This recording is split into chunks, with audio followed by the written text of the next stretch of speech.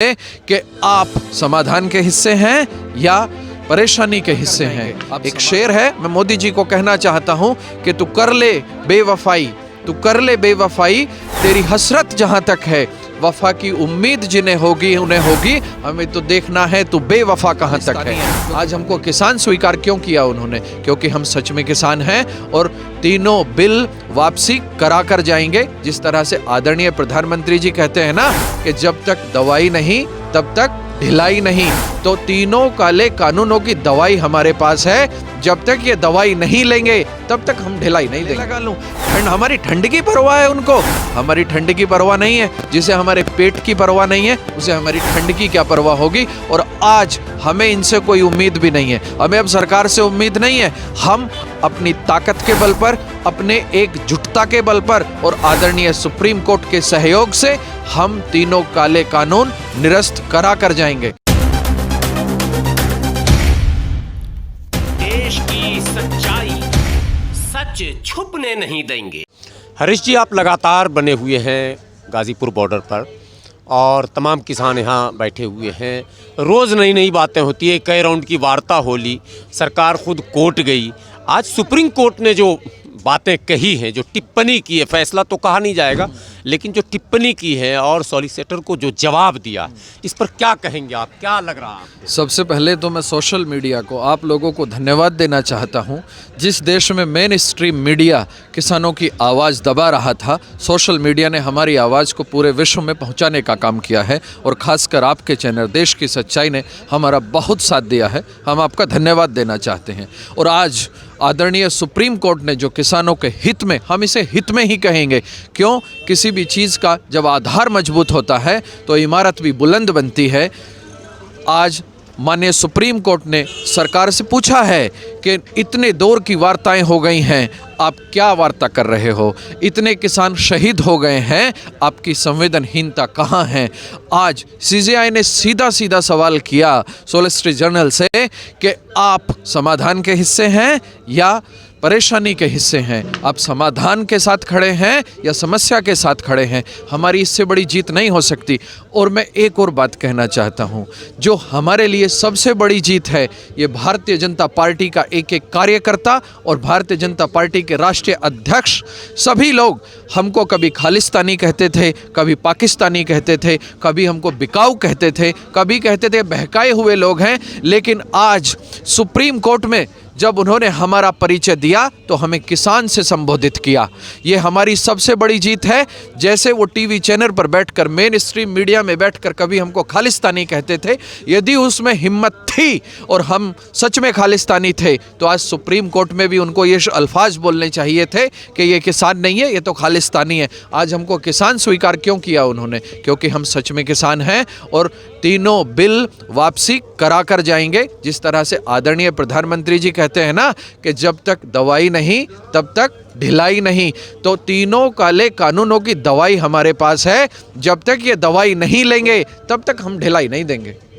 जमे रहेंगे, जमे रहेंगे, डटे रहेंगे। आज 47 दिन हो गए हैं, 47 महीने भी हो जाएं, हम यहीं डटे रहेंगे। हमारे पास ईश्वर है, ईश्वर की शक्ति है हमारे पास, और हम में इतनी भी सामर्थ्य है कि हम छीनेंगे, डटे रहेंगे और अपना हक। एक सवाल सर, आज उच्चतम न्यायालय की टिप्पणी से आप लोग कुछ उत्साहित हैं? बिल्कुल उत्साहित हैं। सुप्रीम कोर्ट सुप्रीम होता है और उन्होंने हमारे पक्ष को बहुत मजबूती से सुना है और बहुत आदर के साथ सुना है। जो ये सरकार हमारी तरफ देख भी नहीं रही थी, हमारी तरफ नज़र भी नहीं उठा रही थी। आप सोचिए कि हमारे यहाँ 70 लोग शहीद हो गए हैं, लेकिन किसी ने एक ट्वीट तक नहीं किया।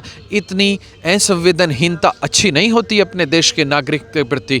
हमारे प्रति सुप्रीम कोर्ट ने संवेदनहीनता जताई। उन्होंने कहा कि वहाँ लोग शहीद हो रहे हैं, वहाँ पर लोग अपनी जान दे रहे हैं, लेकिन ये बीजेपी वाले वहाँ दलील दे रहे थे। सरकार का सॉलिसिटर जनरल वहाँ दलील दे रहा था कि बहुत ठंड है, वहाँ बुजुर्ग लोग हैं, वहाँ बच्चे हैं। तो सुप्रीम कोर्ट ने कहा कि ये फर्जी दलील नहीं चलेंगी, ये नकली दलील नहीं चलेंगी, ये तो सतही बिल्कुल सुपरफिशियल केयर है कि पेट पर लात मारते हो और फिर कहते हो अच्छा तुझे गले लगा लूँ। हमारी ठंड की परवाह है उनको?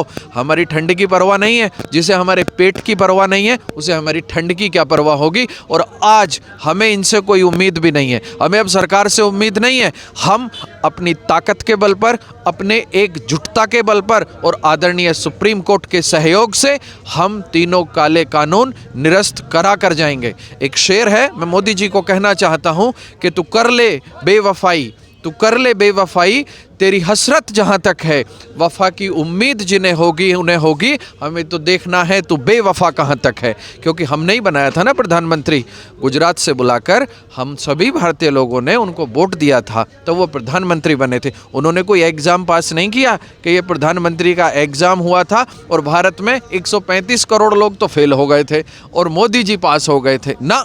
हमने चुना था और हमने ये सामर्थ्य उनको दी थी कि आप सभी के हित में फैसले लें। लेकिन वो तो भारत का जो आधार है, भारत कृषि प्रधान देश है, इस देश में यदि किसान ही नहीं रहेगा तो कौन रहेगा। और दूसरी बात मैं ये पूछना चाहता हूँ इनसे कि जब मनुष्य अपना जीवन जीता है तो किसान हो या कोई भी हो, जो भी मनुष्य है उसके जीविका का ईंधन किसान उगाता है, किसी फैक्ट्री में नहीं बनती। ये रोटी, ये दाल, ये आलू, ये टमाटर, ये भोजन किसान उगाता है। और जब ये उगाएगा नहीं तो ये खाएंगे क्या। हमको दर्द देकर ये कुछ नहीं पा सकते, हमको दर्द देकर सिर्फ ये हमारे ऊपर जुल्म कर कर हमें दर्द देकर खुद दर्द में जाएंगे। आप ये बताएं कि आपको अब लग रहा है कि 15 जनवरी में जो वार्ता होनी है हो जाएगा समाधान, या सरकार का वही रहेगा रवैया, सुप्रीम कोर्ट ही आखिर में करेगी क्या फैसले? देखिए 15 तारीख की जो वार्ता होनी है, सबसे पहले तो जो हमारे प्रतिनिधि हैं अभी उनकी बैठक होगी और वो फैसला लेंगे। क्योंकि पिछली पुरानी सभी बैठकों में जो वार्ताएं सरकार के साथ हुई हैं उसमें सरकार का बड़ा बेरुखी रवैया रहा है, बड़ा बेरुखी का व्यवहार रहा है।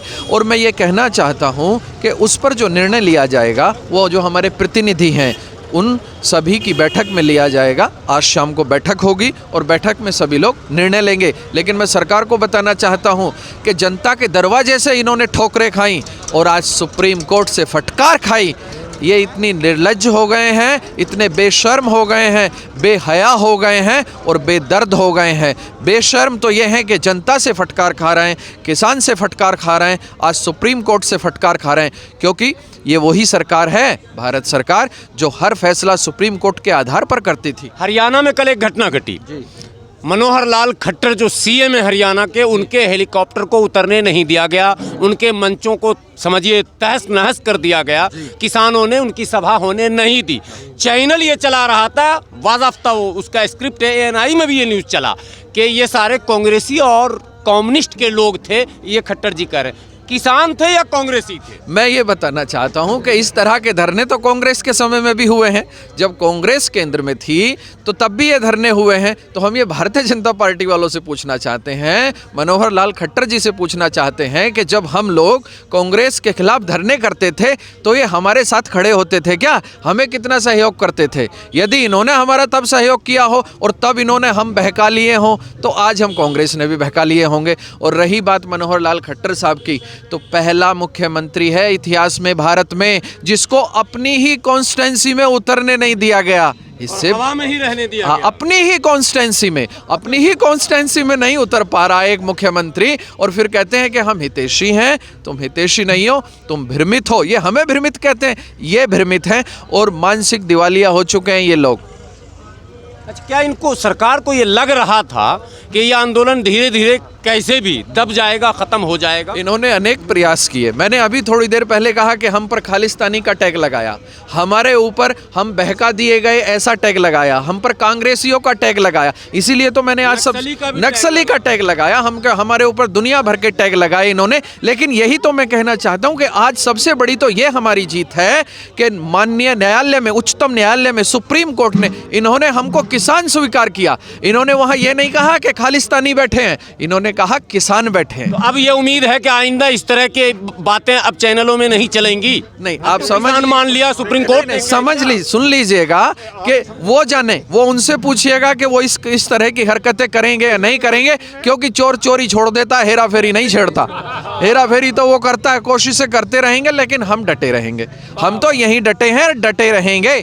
47 दिन हो गए हैं, 47 महीने भी हो जाएं, हम अपने सारे कार्यक्रम यहीं कर लेंगे, कोई दिक्कत नहीं है, हमको किसी तरह की परेशानी नहीं है। गुरु का लंगर चल रहा है, बहुत आनंद है, सब प्रेम। हमारे यहाँ तो प्यार बढ़ रहा है। अपने घरों में रहते थे, कोई एक दूसरे से मिलते नहीं थे रिश्तेदार, यहाँ तो प्यार बढ़ रहा है। सब रिश्तेदार एक दूसरे के साथ बैठे हैं, साथ खाना खा रहे हैं, साथ व्यवहार कर रहे हैं। ये हमारे लिए तो बहुत सौभाग्य की हम दोनों था। हम अच्छा सोचते हैं क्योंकि हम किसान हैं, हम उस घर में पैदा हुए हैं। हमारी एक फसल बर्बाद हो जाए तो दूसरे की तैयारी करते हैं, हम रोते नहीं हैं। हमने रोना सीखा ही नहीं, हमने संघर्ष करना सीखा। अच्छा, आखिरी सवाल, भाषण वाले जीतेंगे या राशन वाले? भाषण वाले आप समझ गए, हाँ। नाम लेने की जरूरत नहीं, बिल्कुल नहीं। और राशन वाले तो आप लोग हैं। कौन जीतेंगे? हम जीतेंगे, हम, किसान जीतेगा, किसान जीतेगा। आप याद रखिएगा, किसान जीतेगा।